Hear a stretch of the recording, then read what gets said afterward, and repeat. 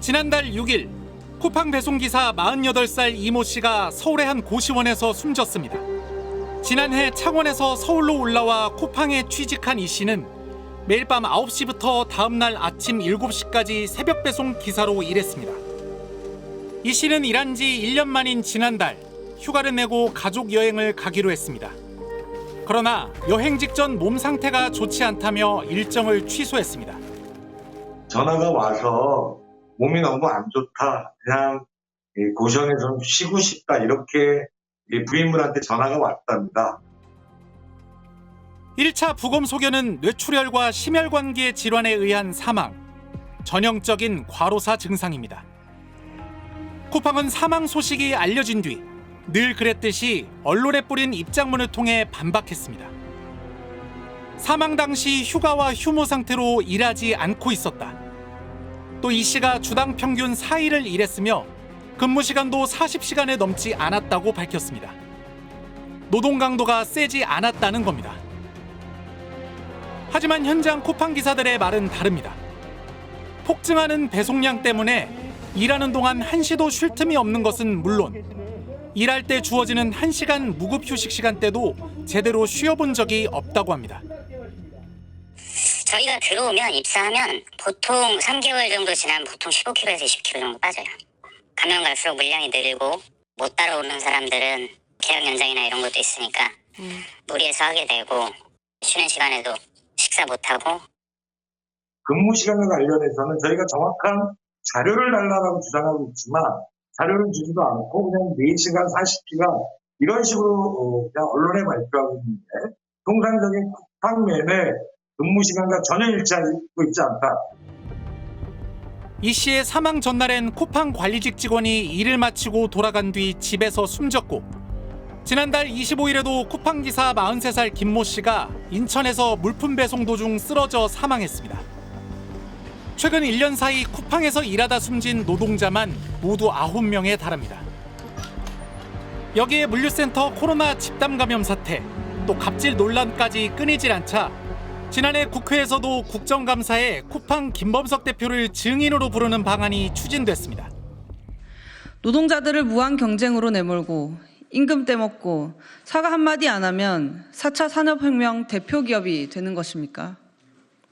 무엇보다 올해 국감 증인 영순위는 쿠팡 김범석 대표여야 합니다. 소관 상임위 3곳에서 김 대표를 국정감사 증인으로 신청했지만 최종적으로 김 대표는 어느 곳에서도 증인으로 채택되지 않았습니다. 김범석 대표가 나와서 증인을 할 수 있도록 증인 신청을 했었는데 워낙 이제 쿠팡의 이제 대관 능력도 좀 막강하고 물밑 작업을 하고 있는 것으로 듣고 있어서 사실상 증인 채택이 좀 어렵지 않겠냐라고. 물류센터 노동자 사망 사건이 쟁점이 됐던 국회 환경노동위원회에서만 김범석 대표 대신 자회사 전무가 출석하는 것으로 끝났습니다. 하지만 쿠팡은 국정감사에 나와서도 끝내 노동자 사망 사건에 대해 사과하지 않았습니다.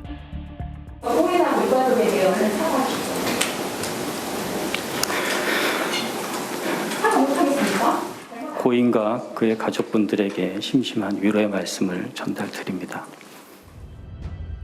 우리나라 국회를 얕보는 듯한 쿠팡의 행태는 처음이 아닙니다. 위메프와 티모네 대표가 증인으로 출석했던 2015년 국정감사. 그러나 쿠팡 김범석 대표만 출석하지 않았습니다. 농구를 하다 다리를 다쳐 못 나간다는 이유였습니다. 부상으로 인해 거동이 불편한 김범석 쿠팡 대표이사를 대신하여 출석하였습니다.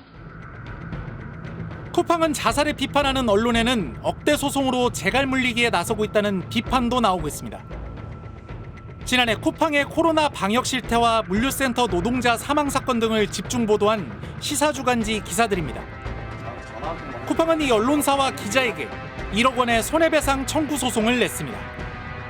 제보자의 일방적인 주장만을 근거로 허위 사실을 기사화하고 이 과정에서 자신들에게 제대로 된 반론권도 보장하지 않아 회사의 명예가 실추됐다는 겁니다. 그러나 취재 기자의 말은 다릅니다. 쿠팡에서 전화도 안 받고 제 어떤 메신저로 카톡도 안 되고 모든 그런 상황을 다 차단한 상황에서 메일로만 질문을 보내라 그랬고 근데 그 메일을 답을 안 하거나 아니면 굉장히 원론적인 얘기를 하고 난 다음에 기사가 나갔는데 거기에 대해서 뭐 반론권을 보장하지 않았다라고 하는 게 화가 나더라고요. 쿠팡은 지난해 협력업체 노동자의 사망 사건을 보도한 대전 MBC 기자에게도 역시 1억 원짜리 소송으로 대응했습니다. 쿠팡은 두 건 모두 정정보도나 반론 게재 요청 같은 언론 중재 절차를 밟지 않고 소송으로 직행했습니다. 비판하는 언론은 억대 소송을 당할 수 있다고 경고하는 듯한 이른바 전략적 봉쇄 소송이라는 지적도 나오고 있습니다. 일단 큰 돈을 써가지고 할 수 있는 조치를 다 취하는 거죠. 그러면 아무래도 추가 보도를 한다든가 추가 제보를 받는 과정에서도 심리적인 압박을 느낄 수밖에 없다는 거죠. 아, 내가 어떤 문제 제기를 하면은 약간이라도 티끌이 있으면은 내가 공격당하겠구나. 미국 증시 상장으로 5조 원이 넘는 현금을 확보한 쿠팡은 본격적으로 전국 단위 물류센터 확장에 나서고 있습니다. 쿠팡의 시장 점유율이 높아질수록 사회적 영향력도 더 커지겠죠. 그렇지만 그 성공이 누군가의 희생을 담보로 일궈진 건 아닌지 되돌아봐야겠습니다. 끈질긴 추적 저널리즘 탐사기획 스트레이트. 저희는 다음 주에 다시 찾아뵙겠습니다. 수고하셨습니다. 고생하셨습니다.